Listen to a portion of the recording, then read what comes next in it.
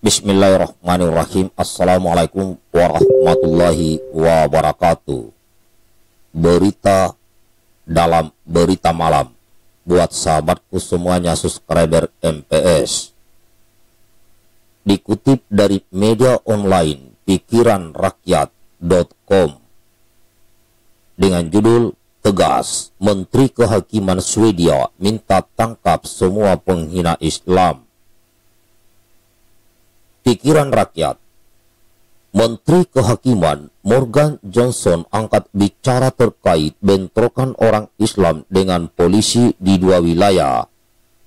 Bentrokan yang dipicu barisan kelompok penghina Islam yang memprovokasi massa dengan membakar Al-Quran. Politisi Swedia, Denmark, dan kritikus Islam Rasmus Paludan adalah pimpinan kelompok radikal yang kerap menghina Islam dan memprovokasi dengan berbagai kegiatan termasuk membakar Al-Quran. Rasmus Paludan berani menghina agama Islam dengan alasan hal itu bagian dari kebebasan berbicara yang dilindungi hukum di negara. Akan tetapi, apa yang dilakukan Rasmus Paludan bersama kelompoknya yang mengatasnamakan kebebasan berpendapat ternyata memicu kerusuhan besar di Swedia. Morgan Johansson mengatakan hukum melindungi kebebasan berpendapat yang sehat bagi demokrasi, bukan pada ranah keyakinan yang jelas-jelas tidak boleh disentuh oleh atas dasar apapun. Dia mengatakan negara harus tetap berdiri kokoh bersama orang-orang yang tidak menanggung keyakinan orang lain. Tidak peduli apa yang dipikirkan orang tentang pesan kebencian ekstremis sayap kanan yang diperjuangkan Paludan, kata dia. Saat salah seorang berpikir dan memainkan isu agama yang cenderung menghinanya, maka terlihat semua bereaksi dengan kekerasan serius seperti itu, ucapnya. Melalui cuitan di Twitter, ia meminta agar polisi bertindak tegas dan menjaga ketertiban. Ada baiknya polisi bertindak tegas untuk menangani para pelaku yang merupakan barisan Paludan dan menjaga ketertiban. Saya harap polisi yang terluka dapat pulih dengan cepat, ucap Morgan Johansson. Orang-orang di balik kerusuhan dengan kekerasan tidak mewakili mereka yang tinggal di daerah itu. Sebagian besar wilayah rentan hanya menginginkan kedamaian dan ketenangan dan dapat menjalani kehidupan mereka, katanya. Lebih lanjut, ia mengatakan jika perpecahan yang terjadi merupakan keinginan dari provokator ekstremis sayap kanan. Adapun provokator ekstremis sayap kanan, reaksi seperti inilah yang ingin dia lihat, katanya. Tujuannya adalah untuk menghasut orang terhadap satu sama lain.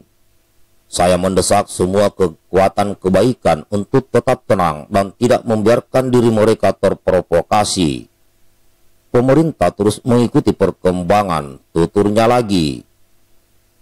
Politisi Denmark Swedia Rasmus Paludan menjadi terkenal di Denmark melalui demonstrasi menentang Islam di daerah-daerah padat muslim yang ditampilkan dalam daftar ghetto resmi negara itu yang difilmkan dan dirilis sebagai video. Selanjutnya, acara serupa diadakan di Swedia seringkali mengakibatkan kerusuhan yang disertai kekerasan. Demonstrasi tersebut dipandang memiliki sifat provokatif karena sering menampilkan penodaan terhadap Al-Quran, pusat Islam, namun dirayakan, menyangkal, menistakan. Dia merasa apa yang dikatakannya benar atas nama demokrasi yang menjamin kebebasan berbicara oleh Paludan dan kelompoknya. Laporan Pew Research tahun 2017 mendokumentasikan komunitas muslim sebagai 8,1% dari total populasi Swedia yang berjumlah 10 juta. Minoritas muslim Swedia telah melonjak secara dramatis dalam beberapa dekade terakhir terutama setelah krisis migran 2015. Nah, begitu kawan, ya, kejadian yang terjadi di Swedia dan hakimnya sangat jelas. Dan di sini juga hakimnya sangat-sangat tegas ya, Menteri Kehakiman, masalah terkait penodaan atau penghinaan terhadap suatu agama, dalam hal ini Islam. Ini kalau kita dibandingkan di Indonesia, kita ini masih jauh lebih beradab, jauh lebih beretika. Karena apa? Di saat ada kejadian-kejadian kayak seperti ini, ya aparat keamanan kita bergerak dengan cepat, sehingga tidak sempat meluas sampai terjadi kayak di Swedia. Ini kalau di Swedia saya lihat, ya kalau melihat membaca tadi, ini adanya pembiaran yang terus menerus, yang dimana pemerintah tidak segera bergerak. Apakah mungkin karena itu adalah minoritas? Namun ternyata Islam ini, ya, kalau ada yang terkena sesuatu Islam minoritas di satu negara, maka Islam di negara lain ikut berteriak. Sehingga mereka walaupun minoritas, mereka berani.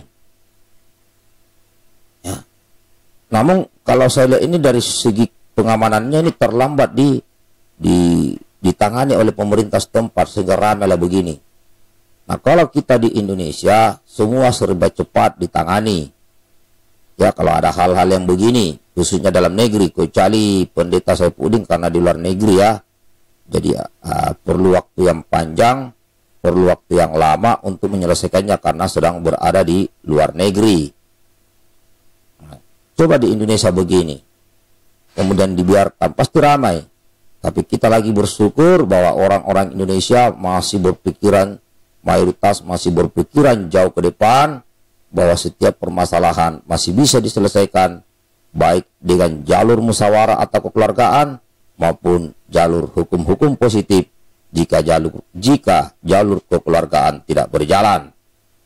Ya, bersyukurlah kita yang tinggal di Indonesia ini kawan ya, karena semuanya bisa diselesaikan dengan baik, tanpa harus seperti yang terjadi di negeri Swedia. Dan di sini kita lihat bagaimana Menteri Kehakiman mereka tegas dan sangat tegas. Nah, ini saja kawan. Terima kasih. Mudah-mudahan ini ada hikmah buat kita semua, agar kita tidak menghina agama apapun di negara kita. Tetap semangat, jaga persatuan Indonesia, NKRI harga mati, Bhinneka Tunggal Ika. Assalamualaikum warahmatullahi wabarakatuh.